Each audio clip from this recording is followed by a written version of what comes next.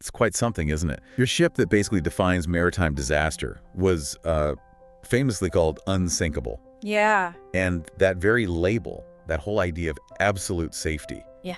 you just have to wonder how much it, clouded people's judgment back then. It's fascinating because it wasn't just some throwaway marketing line. Right.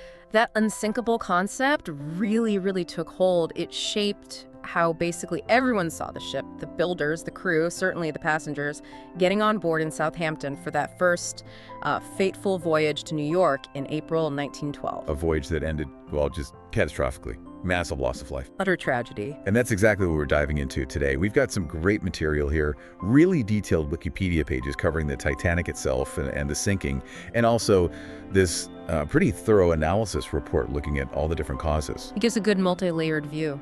Yeah, our goal isn't just to rehash the iceberg story. We want to really get underneath it, understand how the ship's design, the key choices people made, and frankly, some just terrible luck all combined to bring down this icon. Trying to see the whole chain of events. Exactly. Get the full picture, but keep it concise, not get bogged down. Okay, so this unsinkable idea. Let's start there. The Titanic had some really advanced safety stuff for 1912, didn't it? Oh, absolutely. State of the art for the time. The big selling point was the watertight compartment system. Right.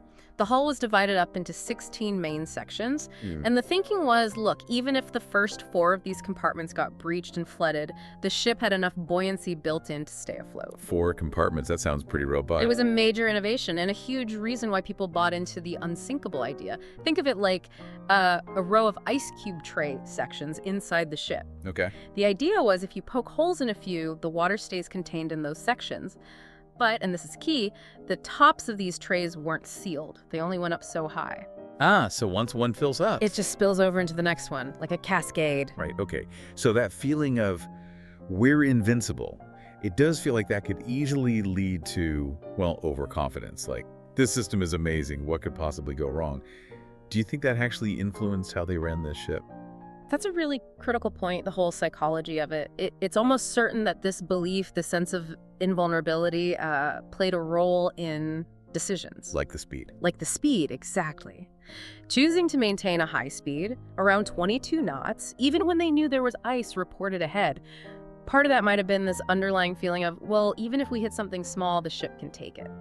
And sadly, that overconfidence might have trickled down. Maybe passengers were slower to react initially to get into the lifeboats because, hey, it's the Titanic. And maybe even some crew members didn't treat the early warnings with the absolute gravity they deserved. It wasn't just a slogan, it actually affected risk perception.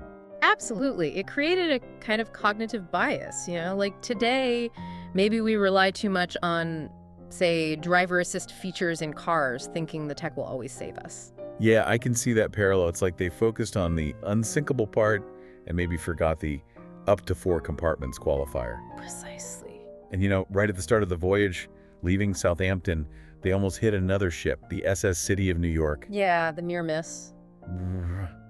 That seems like a bit of an early red flag, doesn't it? Maybe suggesting this huge ship wasn't quite as nimble as they thought. That's a really sharp observation. If you look at the big picture, yeah, that incident leaving port hints that maneuvering such a massive vessel, especially in relatively tight spaces, wasn't trivial. Could have been an early clue about its limits. It could have been. A subtle warning about what might happen when a very quick, sharp turn was needed later on. Okay, so fast forward a few days. They're out in the North Atlantic, and the ice warnings start arriving. And it wasn't just 1 or 2, was it? The sources list quite a few. It's actually quite staggering how many warnings came in just on April 14th. You've got messages from the Caronia, the Nordam, the Baltic, the America, the Saba, and the Californian. Wow. And these weren't vague, like ice somewhere out there. Many gave specific positions for large bergs, extensive ice fields, and they were right on or very, very close to Titanic's planned route. And Captain Smith himself saw some of these, like the one from the Baltic. Yes, that's right. Captain Smith definitely received the Baltic's warning. He even reportedly showed it to J. Bruce Ismay, the White Star Line director who was traveling on board. So the top brass knew. They knew about the ice risk. They did.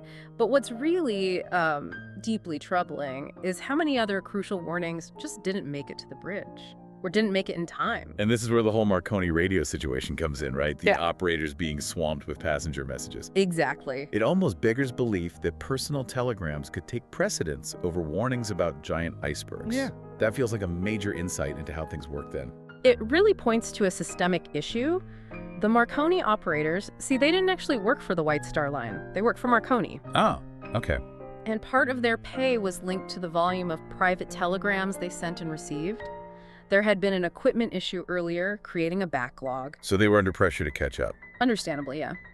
So warnings from the America, and crucially, one from the Mesaba, which described a huge ice field directly in their path, essentially got stuck in the queue in the radio room, never passed on to the officers running the ship. Just filed away somewhere. Effectively, yes. Or at least not given priority. And then there's that really infamous moment with the Californians warning later that night. The senior operator, Phillips, basically tells them to shut up because he's busy talking to the station at Cape Race. Yeah, the transcript is pretty stark. Keep out. Shut up. I'm working Cape Race. Wow. A direct brush off. It is. It wasn't just missed, it was actively dismissed. It really highlights how, in that specific setup, the commercial traffic ended up being prioritized over immediate safety traffic. Not necessarily malicious, but a consequence of the system and the pressure. But even with the warnings they did receive, like the Baltic one, they kept up that high speed. Around 22 knots. Why? Was it about setting a record?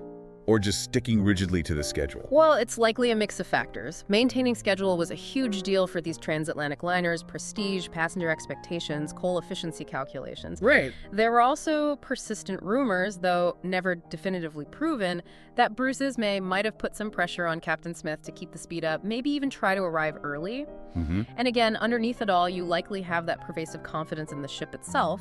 Maybe the perceived risk of hitting ice at that speed just didn't register as strongly as it should have because, well, it's the Titanic. So despite multiple warnings, they're steaming ahead, full tilt, into an area they know has ice. Then comes the night of the 14th, and the conditions, it sounds like they were just uniquely bad for spotting icebergs. Absolutely. It was like a perfect storm of bad luck, environmentally speaking. How so? Well, first it was a moonless night, pitch black. That drastically reduces visibility. Yeah. Second, the sea was unusually, almost eerily calm, like glass. Normally you'd have waves breaking against the base of an iceberg, creating white foam that lookouts could spot from a distance. Oh, with no waves. Nothing, just the dark water meeting the dark ice. Plus, it was bitterly cold. As Second Officer Lightoller famously put it later, everything was against us. And on top of that, the lookouts didn't have binoculars. Correct. That seems like such a fundamental piece of kit to be missing.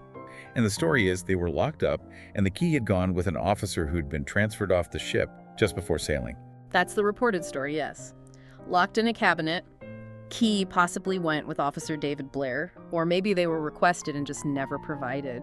Either way, the lookouts, Frederick Fleet and Reginald Lee, were up there relying purely on their naked eyesight in these incredibly difficult conditions. Binoculars could have made a difference, given them more time. You have to think they would have. Significantly extended their range of vision, maybe given them those crucial extra seconds, maybe even minutes, to spot the danger earlier. Enough to avoid it entirely. We can't know for sure. But it certainly didn't help. So, 11:39 p.m. Lookout, Fleet spots the iceberg, rings the bell, phones the bridge. How much reaction time did they actually have? It sounds like almost none. Vanishingly small. Estimates vary a bit, but from the moment Fleet shouted "iceberg right ahead" and the message got to the bridge, they probably had something like 37 seconds. 37 seconds. And the time for any helm or engine order to actually start turning that enormous ship might have been as little as maybe 6 seconds. 6 seconds of effective maneuver time? Potentially. Think about that. 6 seconds to shift the momentum of the largest moving object humans had ever built. Just incredible. And First Officer Murdoch, on the bridge, immediately orders hard to starboard. Yes. Which, under the old tiller commands used then, meant turn the ship's wheel to starboard to make the ship's bow go to port to the left. Trying to swing the front away from the ice.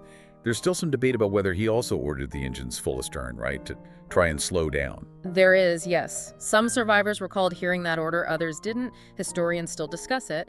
But honestly, with that much mass moving at 22 knots, throwing the engines into reverse in those last few seconds probably wouldn't have slowed the ship appreciably anyway. The forward momentum was just too immense. Now, the tragic irony is that turned to port, trying to avoid it. Mhm. It actually sealed their fate, didn't it? It seems so, yeah. Avoiding a head-on crash, which might have crumpled the bow, but only flooded, say, 2 or 3 compartments. Which the ship was designed to survive. Instead, they scraped along the iceberg's underwater spur. Exactly. A glancing blow, but one that ran along the starboard side for maybe 90 meters, or about 300 feet. And this is the crucial part. It breached 6 watertight compartments. 6. 2 more than the design limit. 2 more than it could handle. That was the tipping point. So the damage itself, it wasn't like one massive hole ripped in the side. No, the evidence suggests it was more like a series of openings, maybe gaps or buckled seams along that 90-meter stretch.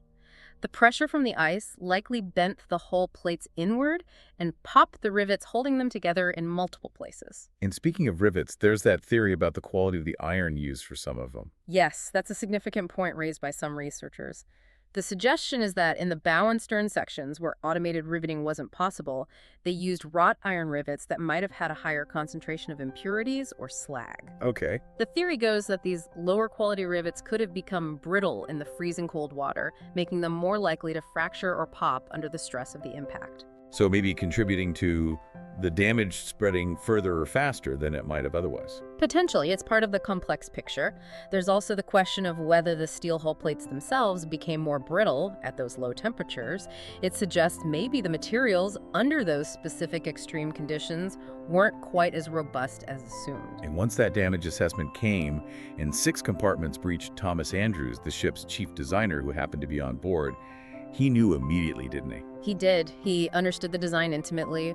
Once he heard how many compartments were flooding and saw the list developing, he reportedly told Captain Smith the ship was doomed, that it would sink, likely within an hour or 2. What a horrifying moment that must have been. Unimaginable, and he knew why. Because those watertight bulkheads, the walls between compartments, didn't go all the way up to the very top deck. They stopped lower down, around E deck. Right, the overflowing buckets analogy. Exactly. As the bow sank lower from the weight of the water in the first 6 compartments, the water level inside rose until it spilled over the top of the bulkhead into the 7th compartment, then the 8th, and so on. Progressive flooding. It was inevitable. And the water was pouring in incredibly fast at the start, something like 7 tons per second. That's the estimate, yeah. An absolutely massive rate of ingress, pulling the bow down relentlessly. Which just accelerated the whole process. Made the angles steeper, made the water spill over the bulkheads faster. A vicious cycle. And then came those final awful moments described by survivors. The increasing tilt, the bow going under, the stern lifting high out of the water, propellers showing. Yeah, around 2:05 a.m., the stern was high in the air. Then the lights flickered and went out as the power failed. And the ship breaking in half. That wasn't widely believed at first, was it? No, many survivors in the lifeboats either didn't see it clearly in the dark or their accounts didn't mention it.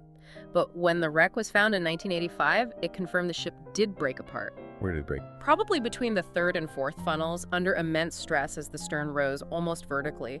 The bow section went down first, then the stern section followed maybe a minute or 2 later, around 2:20 a.m. Just devastating. Yeah. And you mentioned the total water intake. Estimated around 83,000 tons of seawater flooded the vessel by the end. And to make matters even worse for potential rescue, the final position they radioed out was wrong. Yes, significantly wrong. Their last reported SOS position was about 13 nautical miles away from where the wreck actually lies on the seabed. Why was it so far off? Still debated. Navigational error, miscalculation in the stress of the moment, maybe currents carrying the ship as it sank. Whatever the reason, it meant rescuers like the ship Mount Temple initially searched in the wrong place. Wasted precious time. Had they had the right coordinates, could Mount Temple have gotten there sooner? Potentially, yes. Maybe even before the Carpathia arrived. Another what if.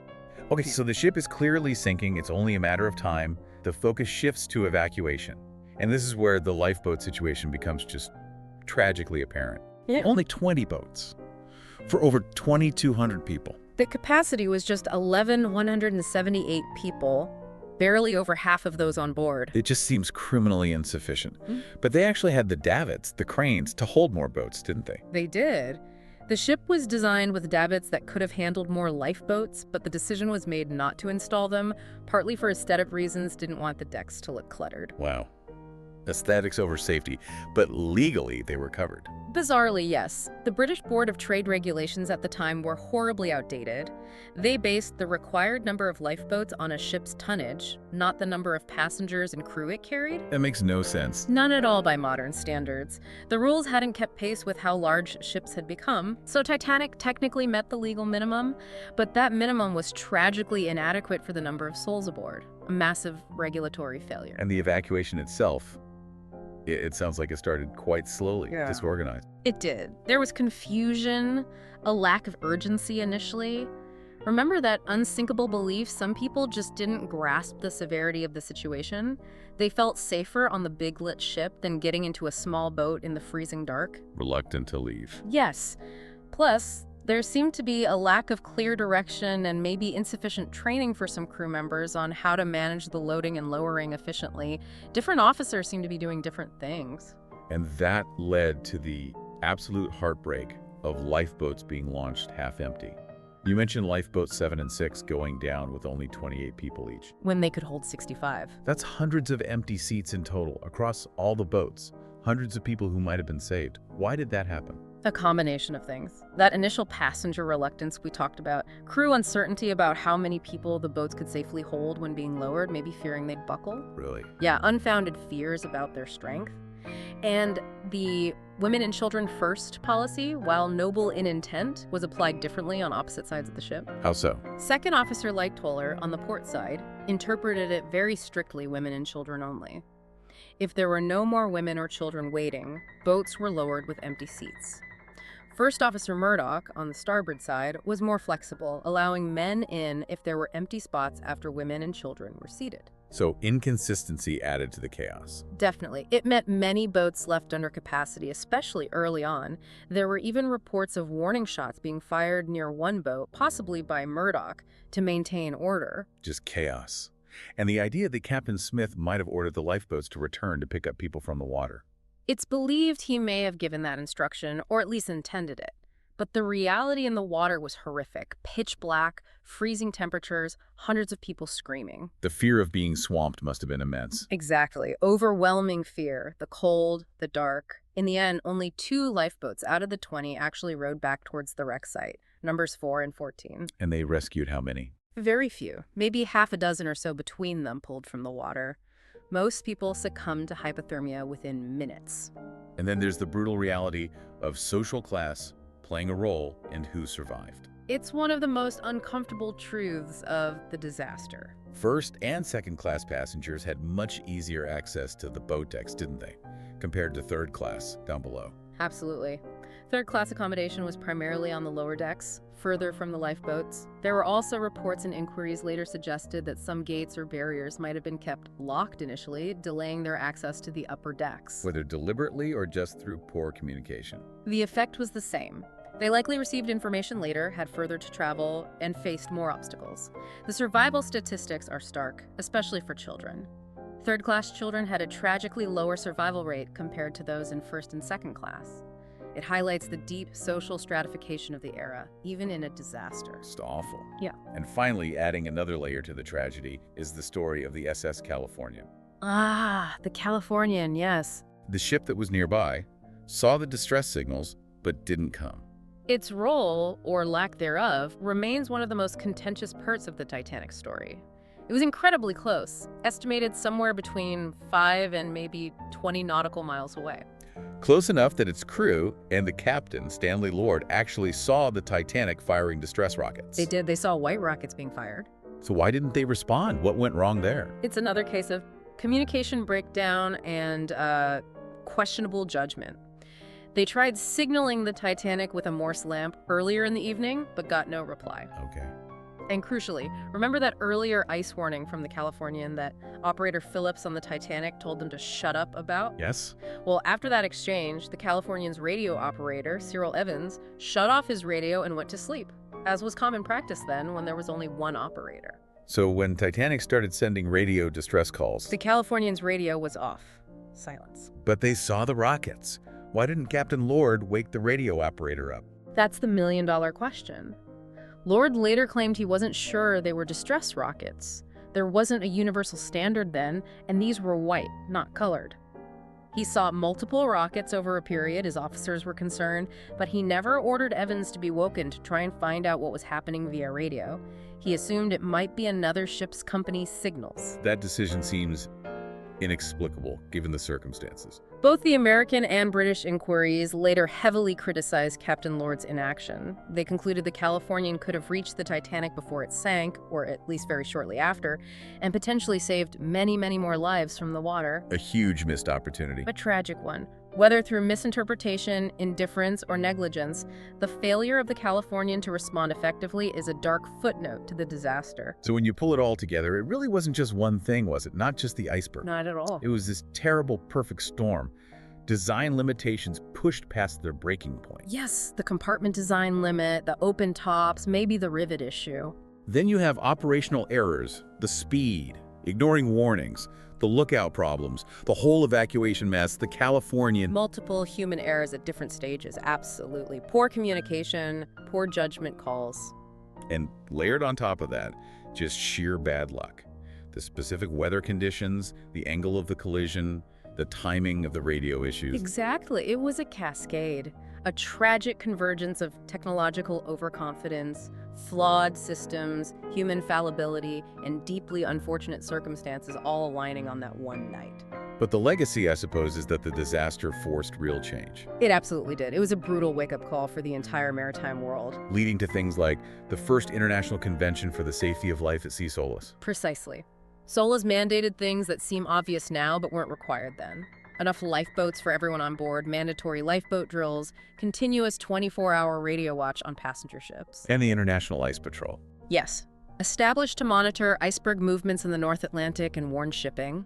These changes, born from the Titanic tragedy, have undoubtedly saved countless lives over the last century. So some lasting positive outcomes did emerge, though at an absolutely horrific cost. So as we finish this deep dive thinking about the Titanic, it does make you wonder, doesn't it? What complex systems do we rely on today? Systems that seem so robust, so advanced. Could they be vulnerable to a similar kind of cascading failure? It's a sobering thought. Or perhaps, how does our own modern confidence in technology sometimes mirror that same unsinkable feeling they had back in 1912? Something definitely worth pondering.